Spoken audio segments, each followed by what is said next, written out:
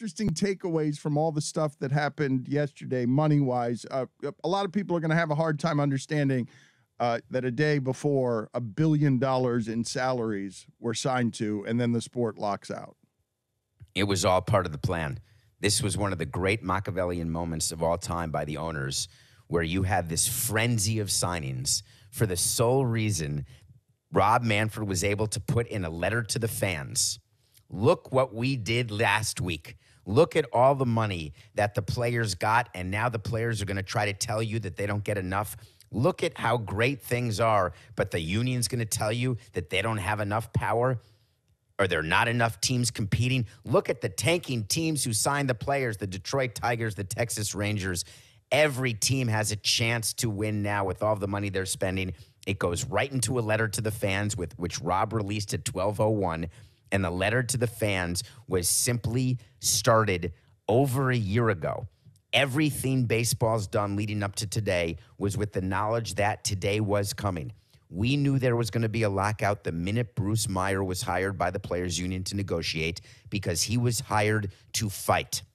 He was hired to not come to an agreement by December 1st, which gave baseball a huge runway of preparation, and they don't screw that up. So every move that's been made has been unbelievably calculated, and it resulted in the letter that was released last night by Rob Manfred. Letter bothered me, David, because Rob Manfred now on that letter is taking the time to say, well, the Players Union is making it so that teams won't be able to be competitive. And he was on this show. He was on this show arguing the merits of tanking. He was arguing why it is the Marlins were not competitive and it was okay. So, I mean, I really do wonder, David, with both Roger Goodell and Manfred, like, I don't know how smart they actually are. Like, is it possible that commissioners can be running things and not be that smart? I'm not saying dumb, just not leader of sports type of smart, meriting their positions. No, Rob Manfred is extremely smart, and so is Roger Goodell. But remember, they answer to 30 people. So what they are is they're circus performers, because they're juggling all the time, and they're taking the temperature of all the owners, because you have to count to 23 in baseball to make sure you have the support of 23 owners in order for you to keep your job. What I want fans to focus on today is not how greedy owners are, not how greedy players are, millionaires versus billionaires. Focus on the fact that this lockout right now is not doing anything to your 2022 baseball season. Nothing. There is not one thing that you're missing except the winter meetings, and who cares about that? The owners don't like going to the winter meetings. It's a cost center for major league teams and a total waste of time. So the fact that those were canceled on the major league level, that was planned long ago. If we are doing a local hour and the Hurricanes have a coach and a athletic director by March 1st, which I would hope they would, but if they don't, then we're going to be talking about that. But if they do, and we're talking about a lockout still happening on March 1st, then we're going to have a different type of show where Rob Manfred and Tony Clark badly misunderstood what the landscape is, but not December 1st. Well, what do you think is going to happen there? Do you think there's the possibility of lost games, or this is just 2 months, 3 months of hard negotiating after a pandemic, after the business was hit hard? Hey, let's figure this out, and we'll do it in 3 months. That this is all dancing and posturing to, preparing for those 3 months for a long time. If it weren't for the pandemic, I would have said everything's going to be fine. We're going to start March 31st.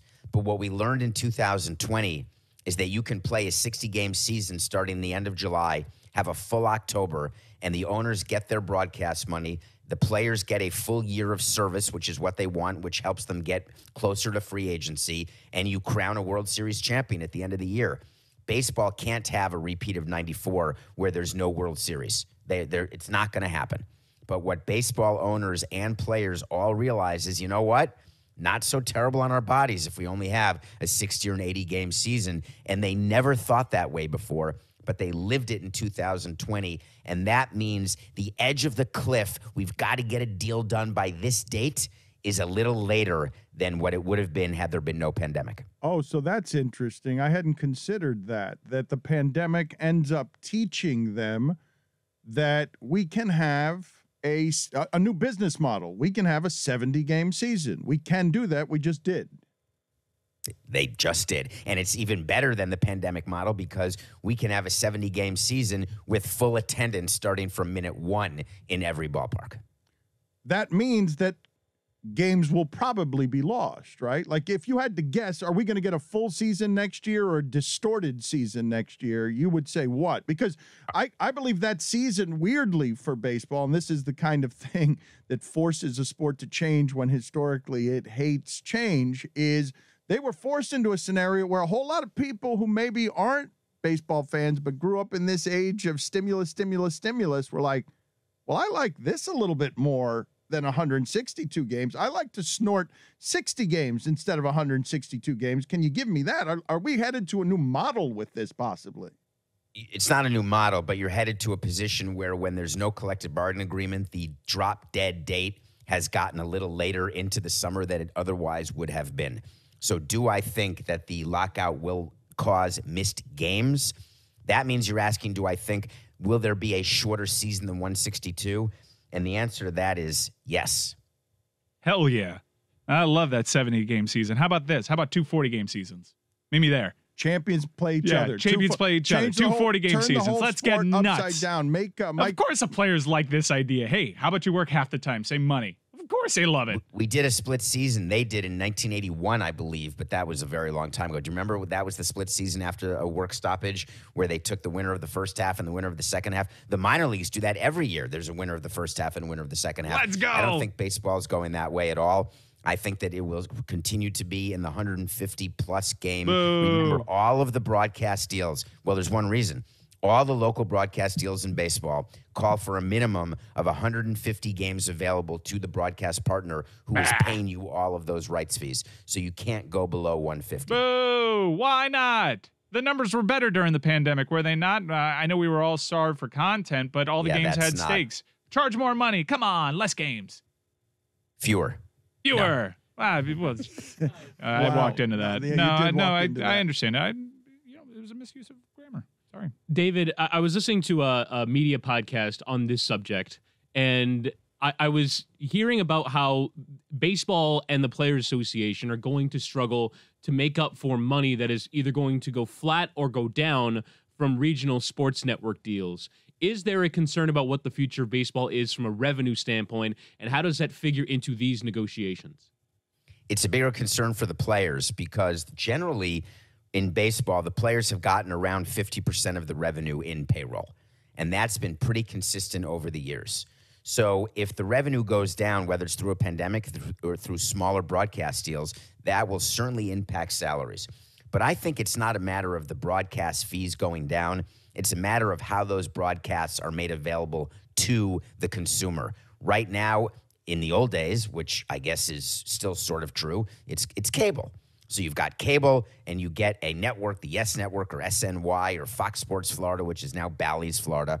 But fans don't want that anymore. Not only are they cutting the cords, but they want streaming. They want it on their device, and they want it wherever they are, whenever they want it. But live sports is always going to win the day. So I don't think the value of the broadcast deal will be decreasing anytime soon, and that's proven by what the national broadcast deal was that was just signed in baseball. That was an all-time high. But the way the games are presented to fans is going to change, and that's what baseball is fighting about. They don't want Sinclair or the Yes Network or any of these other teams to control their streaming rights through their broadcast partner. They want to control the streaming rights themselves. Early on in my career, we gave the streaming rights over to Fox Sports Florida. Right now, Jeter gave the streaming rights to Bally's Florida. What Rob Manfred wants is for teams to all have their own rights to stream. That's where the money's going to be. Direct to consumer? Is that coming soon, do you think, in baseball? It's a la carte, right? It used to be I didn't want anyone to be able to get Yankee games in South Florida because then people would choose to get Yankee games and not Marlins games. So Fox Sports Florida would say, you cannot have the Yankees broadcast in our market because if you do, we're not going to pay you as much for the right to show Marlins games. Because if someone has a chance to spend $6 to get Fox Sports Florida for the Marlins, or $6 to get the Yes Network to watch the Yankees every day, here in South Florida, they're going to choose the Yankees. Not allowed. But going forward, the consumers have won the day.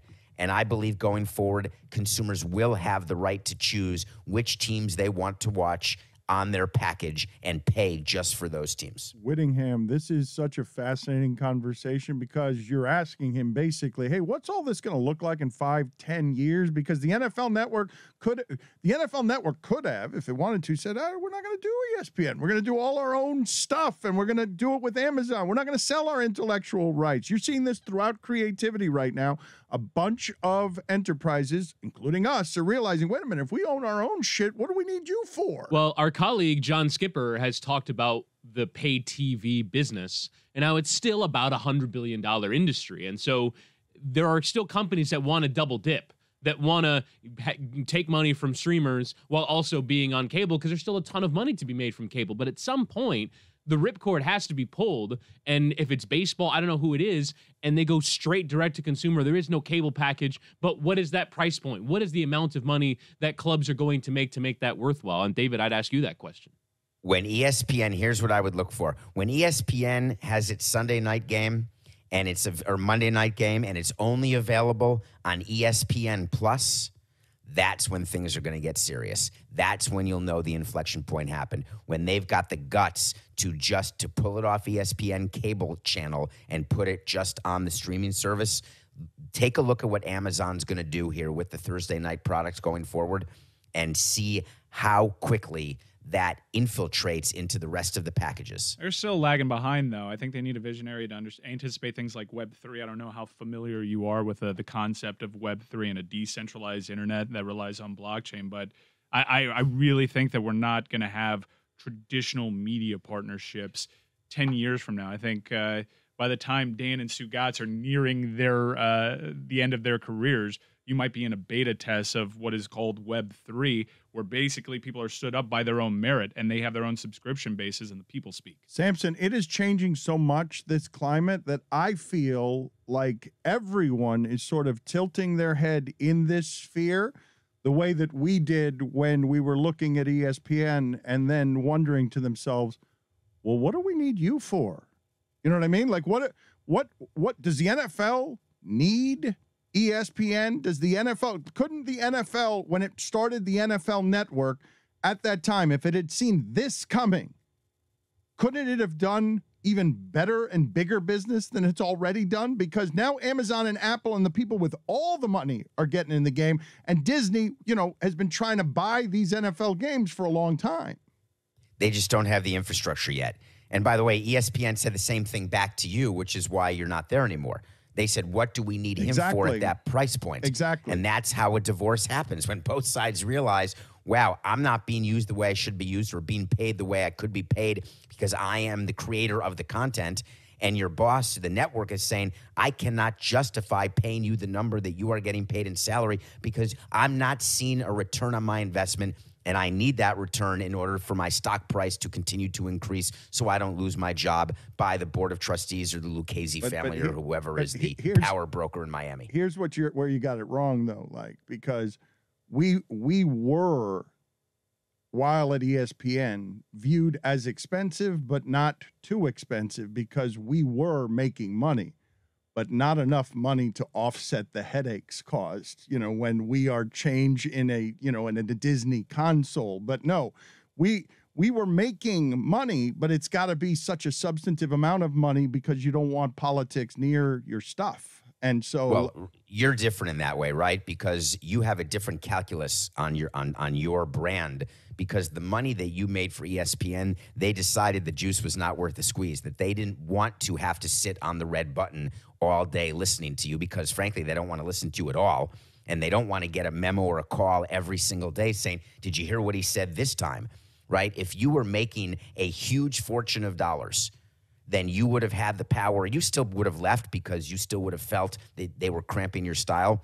But if you were making them more money than you were, then they would tend to be able to ignore more and ignore some of your political leanings and ignore some of your rants and raves, but it just wasn't enough. Which is great for you, by the way. Well, it did end up being great. Well, it ended up being great for us because we walked out the door and you saw it. Like, you're saying too expensive, and I'm like, well, DraftKings didn't think so. Like, they didn't think it was too expensive. Like, they just gave the idea of us and the idea of that kind of independence. They just gave us real freedom by saying, no, we'll just sell your shit. We'll do it for you. And but it's what you do with that, though, Dan, right? You got the 3-year runway with them, and you got the initial investment, but now you've got to keep creating the content and keep delivering the content and keep doing the things you do, because DraftKings is not ESPN. But DraftKings wants to have that sort of clout. And when they do have that sort of clout, people tend to be more conservative the richer they are. The upstart companies, the upstart people tend to take more chances.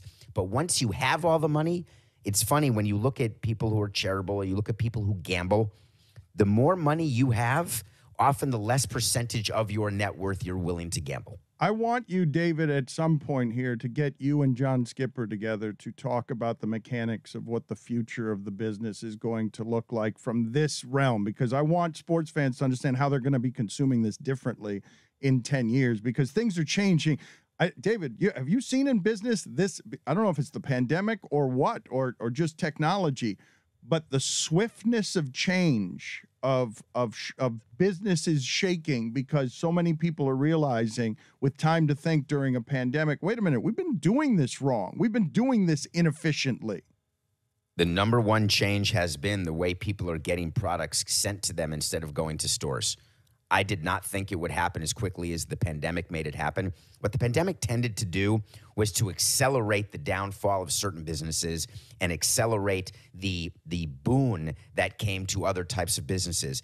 If you were late to developing your website, or you are late to being able, remember you complained about ESPN because people were trying to buy your like LeBatard shirts, like merchandise, and they couldn't quite figure out how to get it done, how to get it sent to people, and there were production delays. Am I making that up, or did that happen? No, yeah, that was yes, one of the frustrations there was the idea that we were unable somehow. I mean, Disney pretty good at selling things. We were unable somehow to sell T-shirts for many, many, many months. Sell T-shirts. Right. They could not fulfill something that you have to be able to do. Why is Amazon so powerful? Because it works. The system works. You go on a website, you make 2 clicks, and there's a package at your door.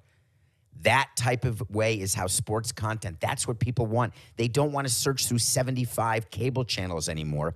They want to be able to turn on a TV, click a button, and have a thumbnail of the game they want to watch. You click that thumbnail, and the game just appears. Sell T-shirts. They couldn't lock up a web handle. I've got to tell you guys a funny story. Right before the Moss 50th birthday, have I not told you this story? Because I was so mad because it was Christmas time and we still hadn't figured out how to sell T-shirts. And it had been, Mike, I don't know, 10 months after, like 10 months with the inability to sell a T-shirt. My agent looked to me after a meeting when somebody just left dinner and looked at me and said, Dan, that is the single worst meeting I've ever been around that didn't involve Bobby Valentine. And he was right. What are you reviewing? Although I would love to end the podcast on that. We have to adhere to the format, David. What is your weekly review?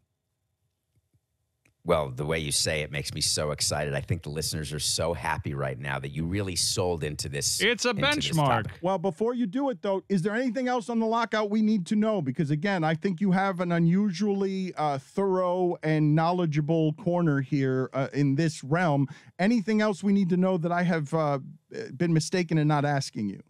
No, you just have to know to go to Nothing Personal with David Samson, and I'm going to do an entire thing today about the lockout that'll go into far more detail. But I unfortunately will not in my show be talking about the hurricane situation. So you can get hurricanes here, and you can get lockout there, and then together we're going to do a movie review right now.